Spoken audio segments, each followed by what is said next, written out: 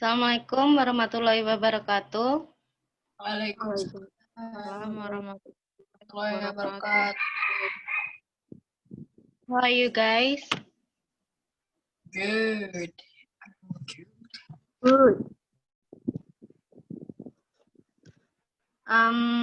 Seperti yang saya katakan kemarin, hari ini kita akan belajar konteks. Ada yang tahu nggak konteks itu apa?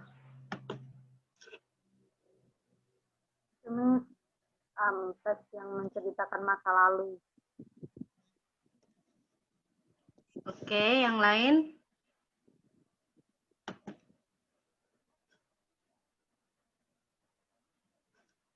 Mungkin Rida bisa kasih tahu nggak itu rekonteks itu apa? Menceritakan kejadian yang sudah lampau gitu, Miss. Pakai pengalaman gitu. Yep. Oke. Next. Sebelum kita memulai pembelajaran, saya bacakan outline today's-nya. Yang pertama, definition, purpose, generic structure, type of recontext, language feature, and example. Okay. The definition of recontext. Recontext is a text which retell event or experience. Tapi sebelumnya itu slide-nya ubah belum ya? Belum. Bentar.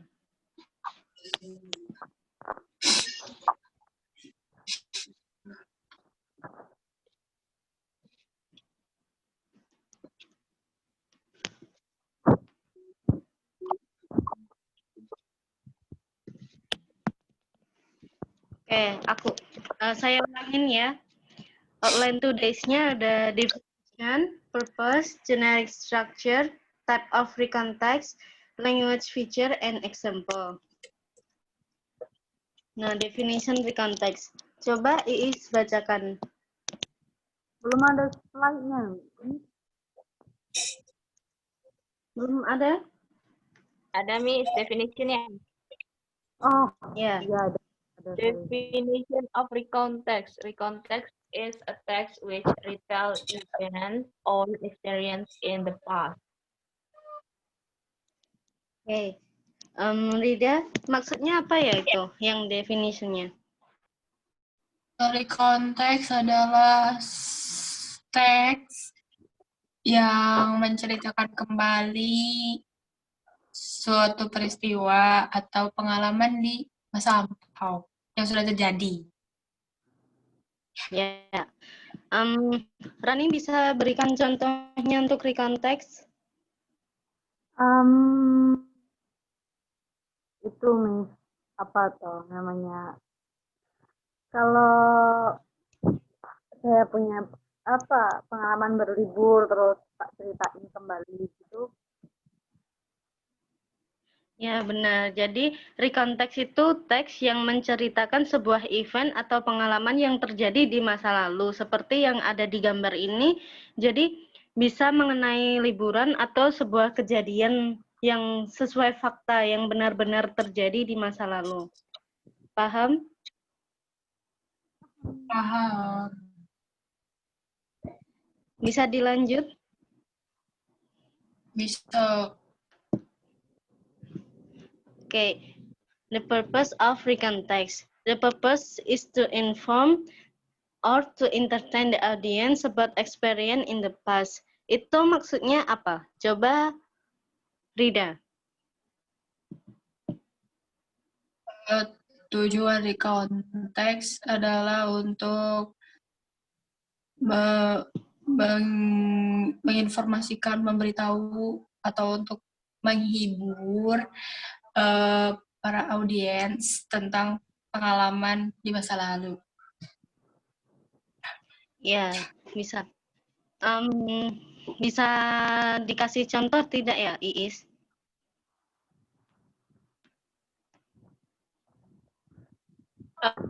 Contoh recontext, misalkan kalau menurut saya liburan liburan ke pantai atau liburan mengunjungi rumah nenek di semester belakang, semester kemarin maksudnya. Ya. Kalau rekonteks yang memberi informasi itu yang seperti apa?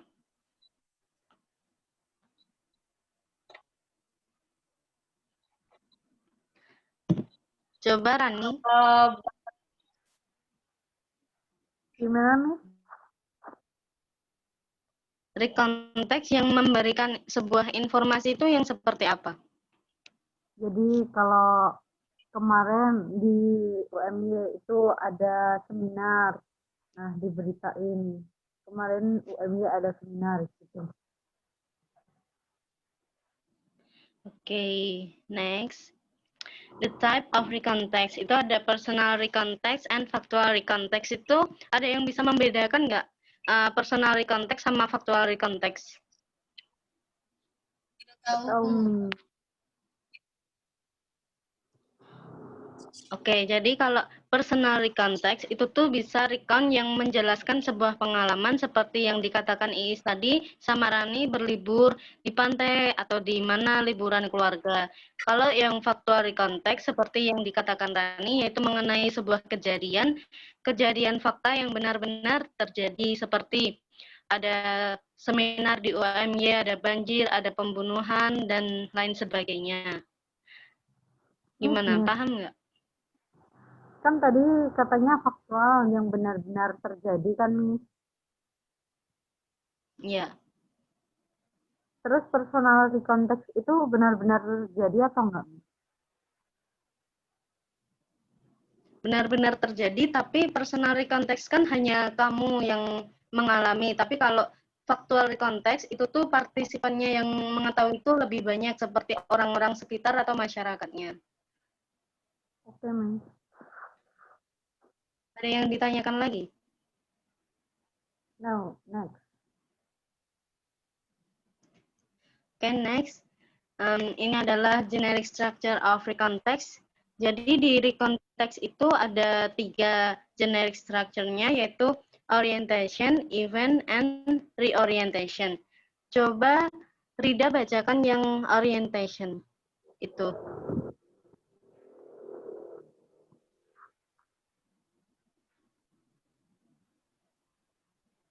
Rida.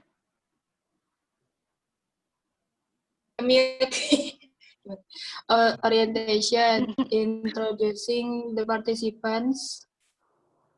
Apa itu tuh? Place. Sorry, Miss.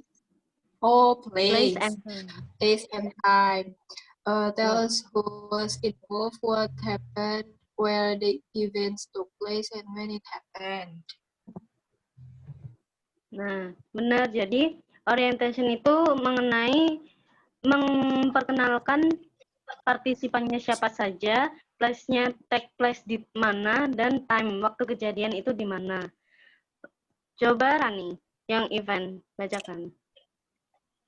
Event is describing series of events that happen in the past. Apa itu, Miss? Yang merah itu? Tell what happened and in what sequence. Nah, jadi event itu mendeskripsikan series of event. Jadi, apa yang terjadi pada recontext tersebut. Menceritakan kejadian-kejadian yang telah dialami di masa lalu. Oke, reorientation, coba Iis bacakan.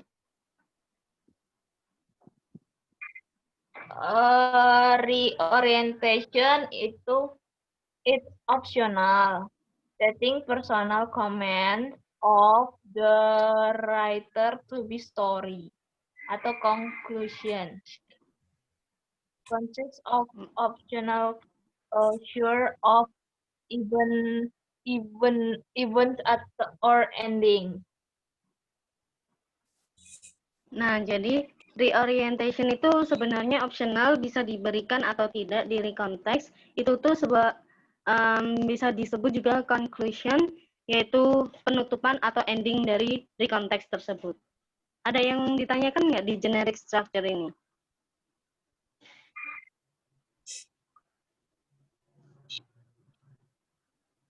Teman-teman? Enggak, Miss. Jelas. Oke, di next ya. Sekarang ada language feature of recount text. Yang pertama, introducing personal participant. Jadi seperti kalau di recount text itu tuh ada I, my group, and she, he.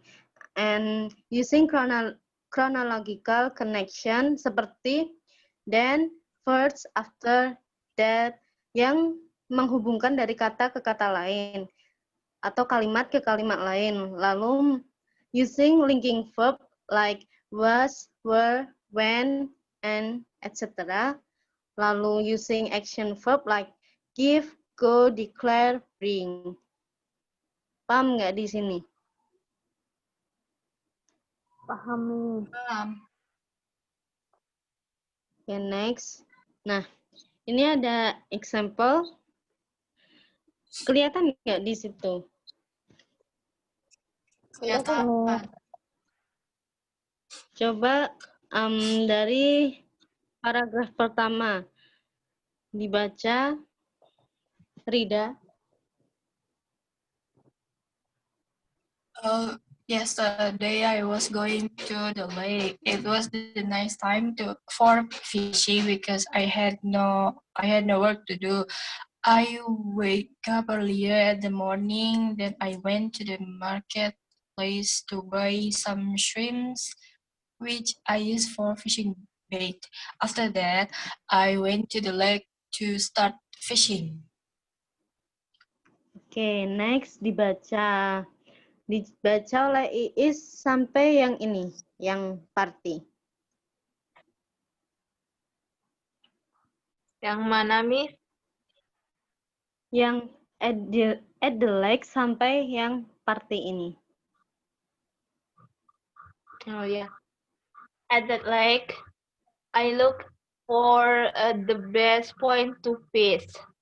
I went to the place under the big tree at the bank of the lake.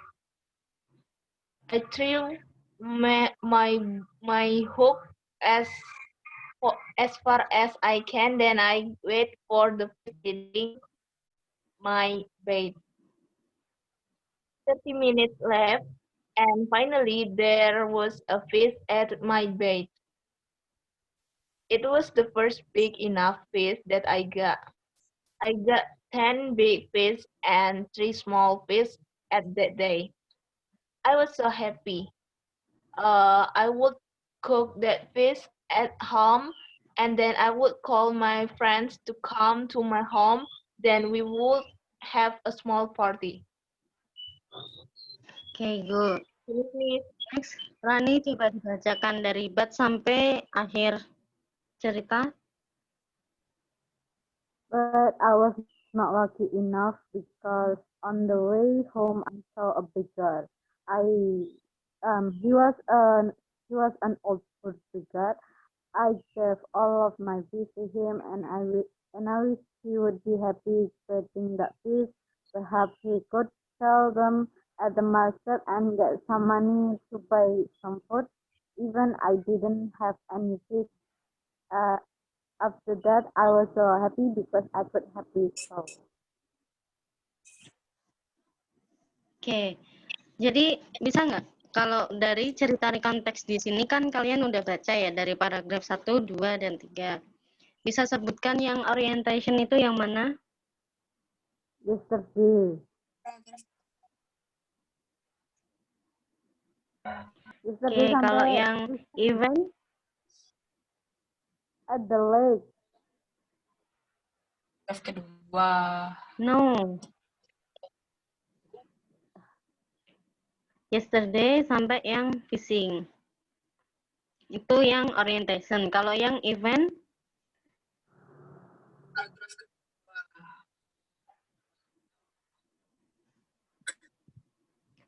Rida? Paragraf kedua. Benar. that lake. Jadi dari yang at the lake sampai buy some food itu adalah eventnya. Iis yang reorientation-nya yang mana nih? Reorientation-nya yang paragraf terakhir, Miss. Even I Benar. didn't have any fish itu. Ya, benar. Lalu next. Nah, ini ada exercise. Kelihatan nggak? Yang mana, Miss? Oh, itu. Oke. Ini kalian akan melakukan tugas fill in the blank. Mungkin diberi waktu, kalian butuh waktu berapa menit untuk mengerjakan ini. Dan nanti kita koreksi bareng-bareng. 15 menit, Miss. Yang lain butuh waktu berapa menit?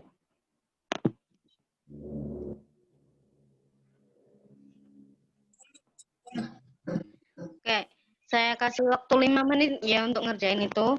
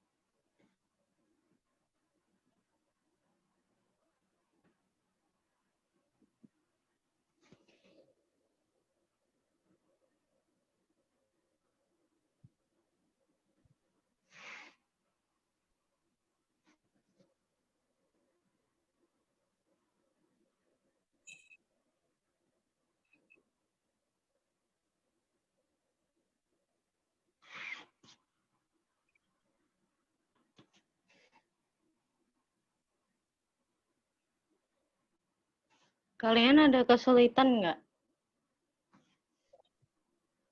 Belum, Miss.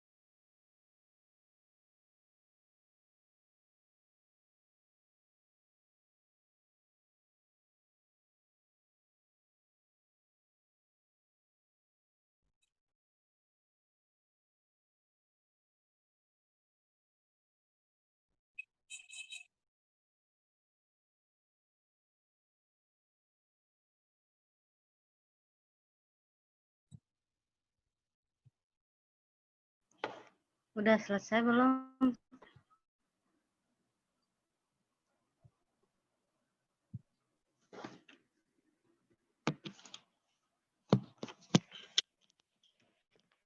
Iis sudah sampai mana?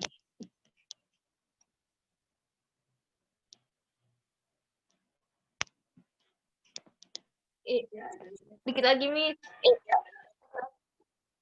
Oke, Rida. Udah, Miss.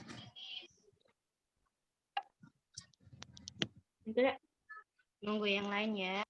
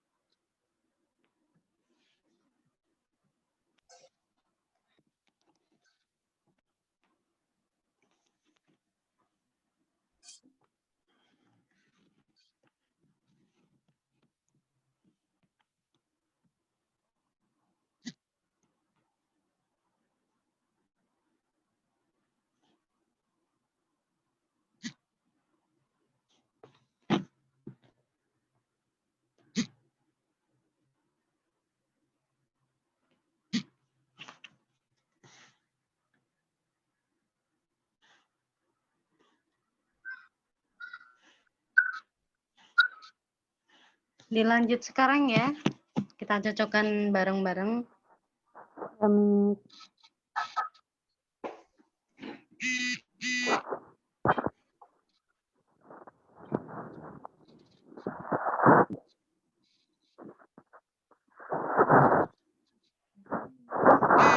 Yang pertama tahu nggak apa?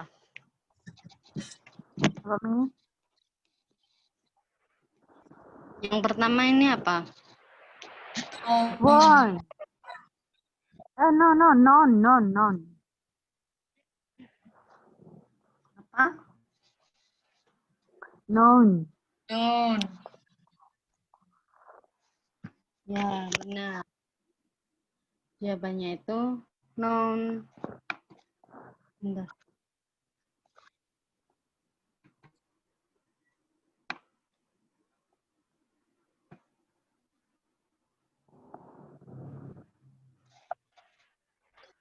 Saya highlight-nya dulu.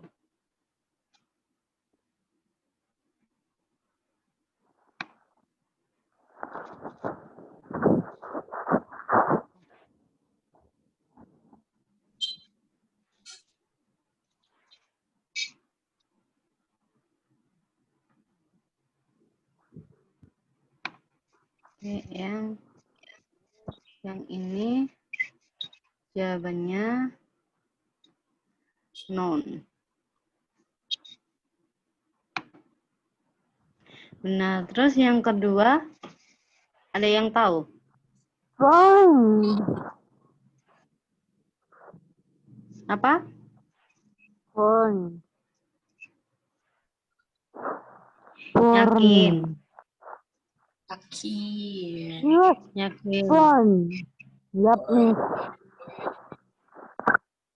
Ya, jawabannya born. Lalu yang ketiga, when he was Teenager. apa? Teenager. Benar. When he was a teenager, his father died of a Heart attack. Okay. Habibie was known as a charismatic and Intelligent. intelligent. Benar. Pinter-pinter ya ternyata. He got a myriad of achievement and Word. yep. Benar. And Habibie was known as a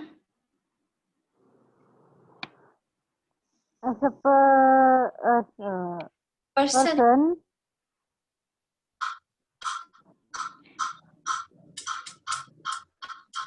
benar. Terus Habibie was apa nih? Was nana to be the figure. was Ada yang tahu nggak? Suitable. suitable. Benar. And then the figure who gave the nana Biggest. benar. Terus yang this was evidenced by his success in apa yo? Establishing. Benar. Nah ini kan udah kerja semua ya. Coba Iis bacakan yang paragraf pertama. Paragraf pertama ya, Miss. Iya, paragraf pertama. Baharudin Yusuf Habibie. Baharudin Yusuf Habibie, or well known as B.J. Habibie, was the third president of the Republic Indonesia. He was born in Parepare on June 25, 1936.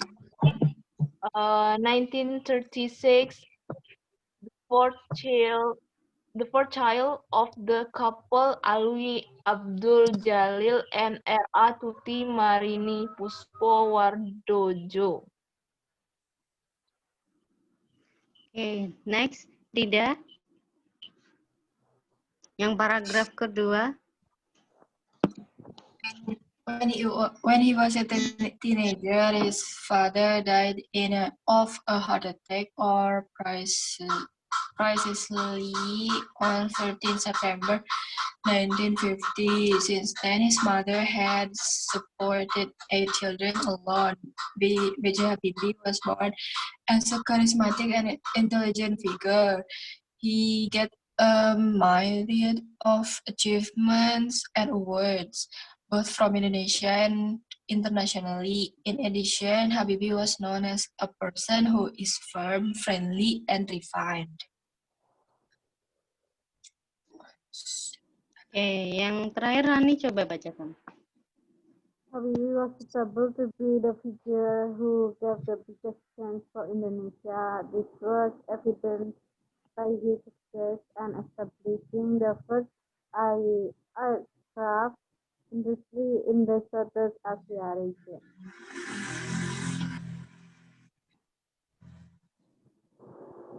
Oke, ada yang tahu nggak ini ciri konteks seperti apa? Kalau yang ini kan tadi ada personal sama faktual. Kalau yang ini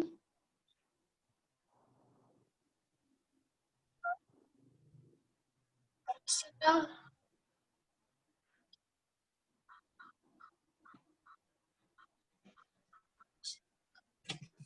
Rida? Personal, bukan ya? Personal. Ini tuh lebih ke faktual tapi juga lebih ke jenis biografi recontext. Karena ini sebuah fakta yang ada di sini. Jadi sampai di sini ada yang kesulitan nggak? Ada yang kurang paham gitu nggak? Insya Allah sudah, Miss. Ya. Oke, next ya. Nah, ini tugas kalian. Kalian harus write your own context at least 4 paragraph submitted in the group WhatsApp for each group class ya. Jadi kalian nulis recontext kurang lebih 4 paragraf submit di grup WhatsApp per kelas. Coba Rani bacakan, jelaskan kembali tugas rumahnya. Write your own recount text. Jadi tuliskan kembali pengalaman. Terus at least 4 paragraph. Minimal 4 paragraph, submit di WhatsApp group. Oke. Sebelum saya tutup kelasnya,